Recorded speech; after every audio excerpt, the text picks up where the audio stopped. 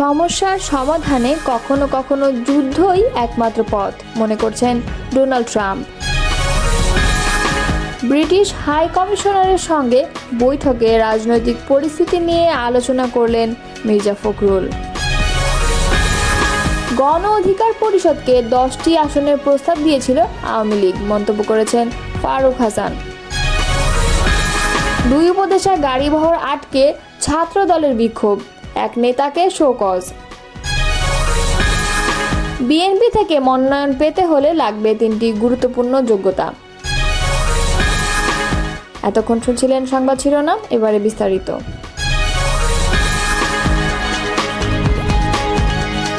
কখনো কখনো দেশগুলোকে যুদ্ধ করেই সমস্যার সমাধান করতে হয় বলে মন্তব্য করেছেন মার্কিন প্রেসিডেন্ট ডোনাল্ড ট্রাম্প।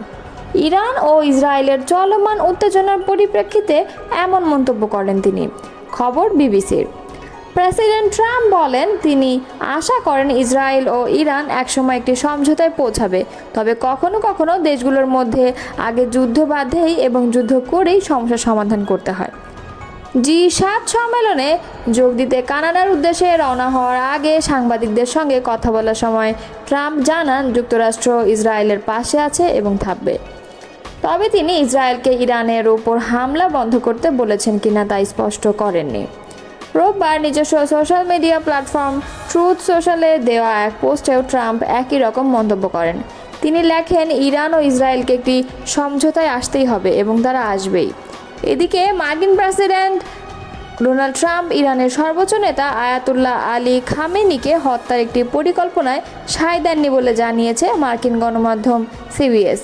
তারা বলেছে, ইসরায়েলের প্রধানমন্ত্রী বেনিয়ামিন নেতানিয়াহু ওই পরিকল্পনা সামনে এনেছিলেন। 3টি সূত্র সিবিএসকে জানায়, গত শুক্রবার ইসরায়েল ইরানে হামলা চালানোর পর নেতানিয়াহু এবং ট্রাম্পের মধ্যে একটি আলোচনা হয়, যেখানে ট্রাম্প খামেনিকে হত্যা করার পরিকল্পনাকে ভালো সিদ্ধান্ত মনে করেননি। তবে ট্রাম্প এ বিষয়ে এখনও প্রকাশ্যে কিচ্ছু বলেননি। একই বিষয়ে ফক্স নিউজকে দেওয়া এক সাক্ষাৎকারে নেতানিয়াহু রয়টার্সের প্রতিবেদনটি সরাসরি স্বীকারই করেননি, যেখানে বলা হয়েছিল ট্রাম্প খামেনিকে হত্যা পরিকল্পনায় ভেটো দিয়েছিলেন। বিএনপি মহাসচিব মির্জা ফখরুল ইসলাম আলমগীরের নেতৃত্বে একটি প্রতিনিধি দলের সঙ্গে বৈঠকে বসেছেন বাংলাদেশে নিযুক্ত British high commissioner Sarah Cook. সোমবার 10:30টার দিকে গুলশান চেয়ারপারসনের রাজনৈতিক কার্যালয়ে এই বৈঠকে বসেন তারা।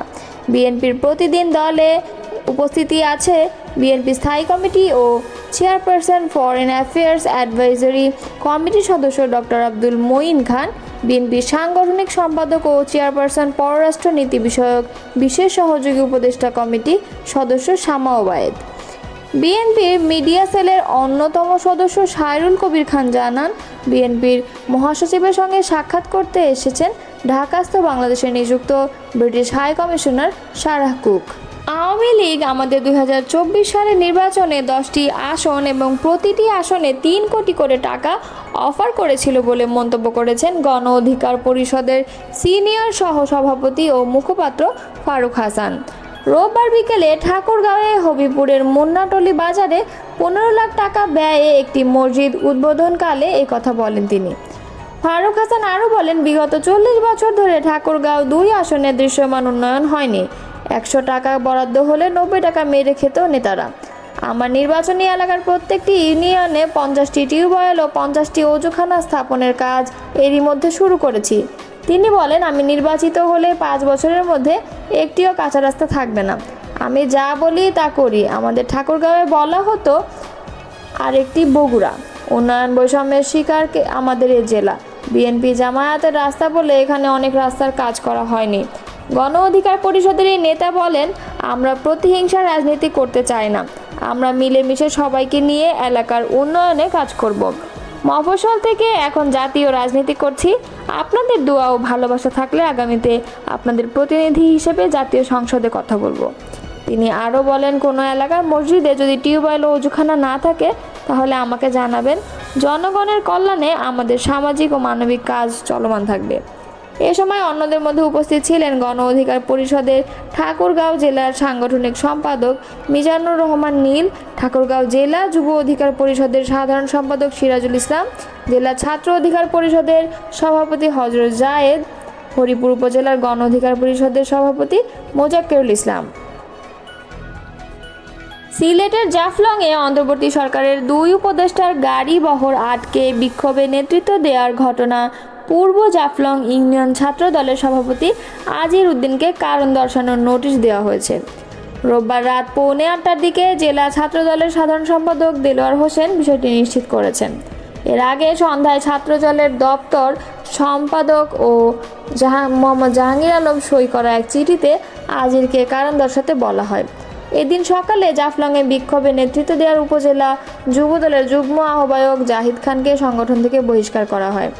আজিরকে পাঠানো নোটিশে বলা হয়, ছাত্র দলের দায়িত্বশীল পদে আসীন থেকে সাংগঠনিক শৃঙ্খলা ভঙ্গের অভিযোগের ভিত্তিতে আপনার বিরুদ্ধে কেন স্থানীয় সাংগঠনিক শাস্তিমূলক ব্যবস্থা গ্রহণ করবে না, এই মর্মে আগামী 48 ঘন্টার মধ্যে ছাত্রদল কেন্দ্রীয় সংসদের সভাপতি ও সাধারণ সম্পাদকের উপস্থিতিতে সংগঠনের কেন্দ্রীয় কার্যালয়ে উপস্থিত হয়ে লিখিত ব্যাখ্যা প্রদানের নির্দেশ দেওয়া হলো।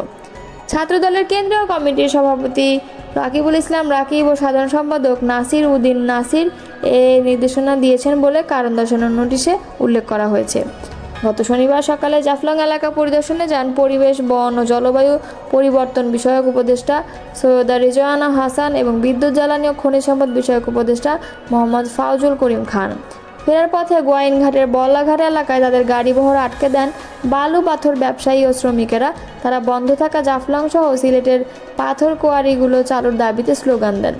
বিক্ষোভে নেতৃত্ব দিয়েছিলেন পূর্ব জাফলং ইউনিয়ন ছাত্রদলের সভাপতি আজির উদ্দিন, জ্যেষ্ঠ সভাপতি সুমন শিকদার, জেলা ছাত্রদলের সহ সাধারণ সম্পাদক সোহেল আহমদ এবং যুব দলের যুগ্ম আহ্বায়ক জাহিদ খান। ত্রয়োদশ জাতীয় সংসদ নির্বাচনের জন্য জোরালো প্রস্তুতি নিচ্ছে বিএনপি। 2026 সালের ফেব্রুয়ারির প্রথমার্ধে নির্বাচন হতে পারে, এই লক্ষ্যকে সামনে রেখেই আগাচ্ছে দলটি। প্রার্থী বাছাইয়ে দলটি সর্বোচ্চ গুরুত্ব দিচ্ছে এবং এর জন্য ইতিমধ্যে একাধিক জরিপ সম্পন্ন করেছে। লন্ডনে প্রধান উপদেষ্টা ডক্টর মোহাম্মদ ইউনূসের সঙ্গে ভারপ্রাপ্ত চেয়ারম্যান তারেক রহমানের বৈঠকে নির্বাচনের সন্তোষজনক সময় নির্ধারণের পর ভোটের প্রস্তুতি শুরু করেছে বিএনপি। এই অবস্থায় দলটির জন্য এখন বড় চ্যালেঞ্জ প্রার্থী বাছাই, কারণ 5 আগস্ট অভ্যুত্থানের পর প্রতি আসনে বিএনপি হয়ে নির্বাচন করতে আগ্রহী অসংখ্য প্রার্থী ইতিমধ্যে গণসংযোগে নেমেছে। যদিও দলটির হাইকমান্ড উপযুক্ত প্রার্থী বাছাইয়ে ইতিমধ্যে কয়েক দফা জরিপ চালিয়েছেন, এখনও জরিপ চলছে।